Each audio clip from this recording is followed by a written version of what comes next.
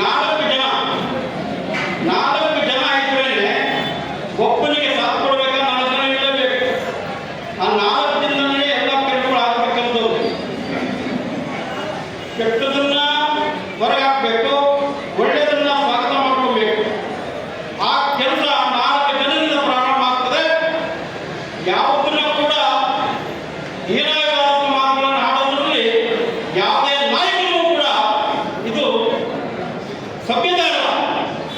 ಯಾರ್ಯಾರು ಈ ಪಕ್ಷಕ್ಕಾಗಿ ಕಡಾಖಂಡಿತವಾಗಿ ನಾವು ದುಡಿತೀವಿ, ಪಕ್ಷವನ್ನು ಮುಂದೆ ನಡೆಸ್ತೀವಿ ಅಂತಕ್ಕಂಥ ಮನೋಇಚ್ಛೆಯಿಂದ ಬಂದಿರೋ ಕಾರ್ಯಕರ್ತರುಗಳ ಯಾವ ಗುಣಮುಖಿಗೆ ಹೇಳಬೇಕು ಅಂತ ಜನ ಅಂತಕ್ಕಂಥ ಮಾತನ್ನ ಈ ಸಂದರ್ಭದಲ್ಲಿ ಹೇಳಿ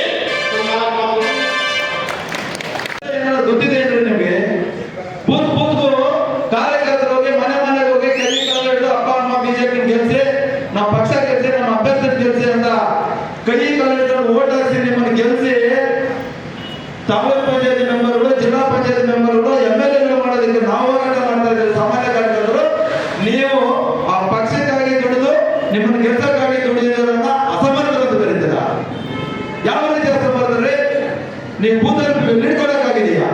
ಪಕ್ಷ ಕಟ್ಟಕ್ಕೆ ನೀವೇನಾದ್ರೂ ಬಂದಿದ್ದೀರ ಊರೂರಿಗೆ? ಎಲೆಕ್ಷನ್ ಇದೆ ಅನ್ನೋ ಒಂದು ತಿಂಗಳು ರೆಡಿ ಆಗ್ತಾರೆ, ಎಲೆಕ್ಷನ್ ಮುಗಿತಾರೆ ಮರೆ ಆಗ್ತಾರೆ. ಇಂಥವ್ರು ನಮ್ಗೆ ಹೇಳ್ಬೇಕಾ?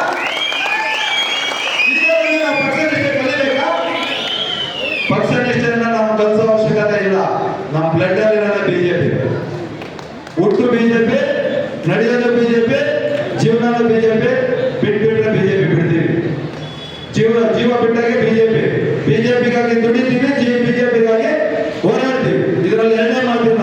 ಯಾರಿಗೆ ಕೊಡ್ಲಿ ಹೋಗಿರೋ 3 ಹೆಸರು 4 ಹೆಸರು ನನ್ನ ಲೆಕ್ಕ ಇಲ್ಲ.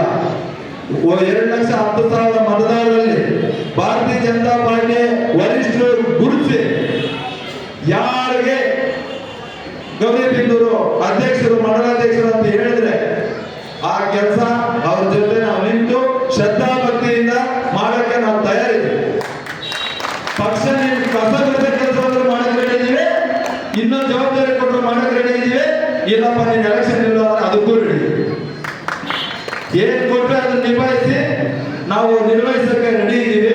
ದಯವಿಟ್ಟು ಪಕ್ಷದಲ್ಲಿರ್ತಕ್ಕಂಥ ಇದು ಭಿನ್ನಾಭಿಪ್ರಾಯ ಅಲ್ಲ, ಅಭಿಪ್ರಾಯ ಭೇದ ಅಷ್ಟೇ. ಅಭಿಪ್ರಾಯ ಭೇದ ಒಂದ್ ಕಡೆ ಕೂತು ಮಾತಾಡಿದ್ರೆ ಈ ಅನರ್ಥಗಳಿಗೆ ಗೊಂದಲಕ್ಕೆ ಅವಕಾಶ ಇರ್ತಿರ್ಲಿಲ್ಲ. ಎಲ್ಲೋ ಒಂದ್ ಕಡೆ ನಾವು ಒಟ್ಟಾರೆಯಾಗಿ ನಿಮ್ಮೆಲ್ಲರೂ ಕ್ಷಮೆ ಕೇಳಬೇಕಾಗುತ್ತೆ. ಯಾರು ಅನ್ನೋದು ಬೇಡ, ಪಕ್ಷ ನಿಷ್ಠೆಯಿಂದ ದುಡಿತಾ ಇದ್ದಾರೋ ನಿಮ್ಮಂತವ್ರ ಕ್ಷಮೆ ಮುಖಂಡರಾದ ನಾವು ಕೇಳುವಂತ ಪರಿಸ್ಥಿತಿ ಬಂದಿದೆ. ಯಾರು ಮಾಡಿದ್ದಾರೆ, ಒಬ್ಬರು ಮಾಡಿದ್ದಾರೆ, ಇಬ್ಬರು ಮಾಡಿದ್ದಾರೆ ಅನ್ನೋದು ನಮ್ಗೆ ಮುಖ್ಯ ಅಲ್ಲ.